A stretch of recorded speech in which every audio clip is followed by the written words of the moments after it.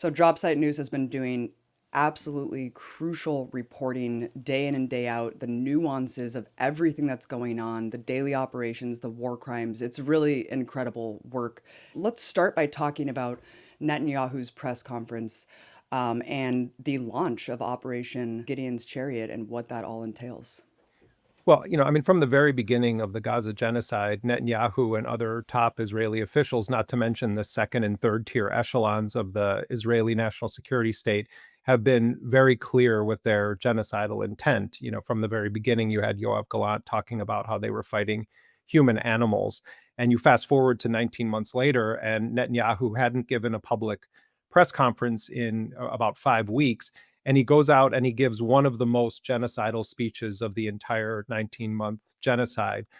He begins by talking about the success, as he put it, of the pager bomb plot in Lebanon, which of course killed hundreds upon hundreds of people, maimed children, and caused massive civilian suffering, all in the name of Netanyahu's regional arson campaign, where he says he's going to burn any vestige of resistance against Israel and the Zionist project.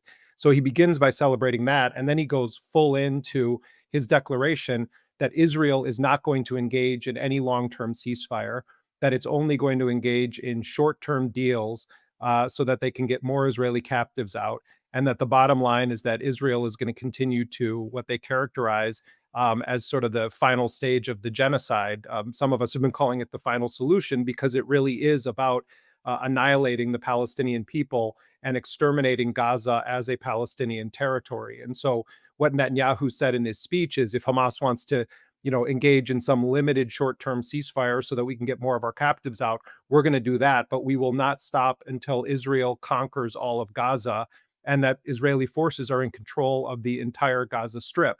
Abby, on the issue of so-called humanitarian aid, and we can talk about this in detail, not just Netanyahu, but also another member of the war cabinet, Bezalel Smotrich, who has been a passionate advocate of starving and exterminating the Palestinians of Gaza and also the West Bank, the occupied West Bank.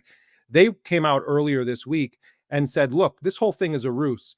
We want to avoid getting in any further trouble with The Hague. We want to avoid getting in, having any issues at the UN Security Council. And some Republican senators have approached me, Netanyahu said, who are very passionate defenders of Israel.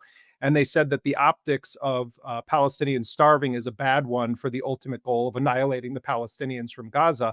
And so Netanyahu has officially agreed, although for the first 2 days of the so-called agreement to bring aid in, none of it actually reached Gaza. But basically what the Israelis are doing is saying, we're going to just hand out limited boxes of meals. We're not going to allow aid trucks to go in and be distributed in any way that they were when the United Nations or others were involved with it. And it's going to require Palestinians to go through not just biometric screening and surveillance, but actual political vetting of the individuals who want to pick up these meager supplies that Israel is going to allow in. And Netanyahu said that's the interim phase. And eventually, there's going to be a U.S. Israeli plan headed by a former U.S. Marine sniper that registered what they're calling a non-governmental organization in Geneva, Switzerland. The Gaza Humanitarian Foundation is the name of it, backed by U.S. mercenaries. There's been images out of Israel of some of them arriving in country, and they look like Blackwater mercenaries that I've encountered in my other investigations. And so basically what they're saying is, we're going to give the facade of trying to address the starvation, which, by the way, Netanyahu said there is no starvation, but we're going to try to give the facade of this because it's going to enable our chief backers, primarily the United States, to continue arming us and supporting us as we continue on with this war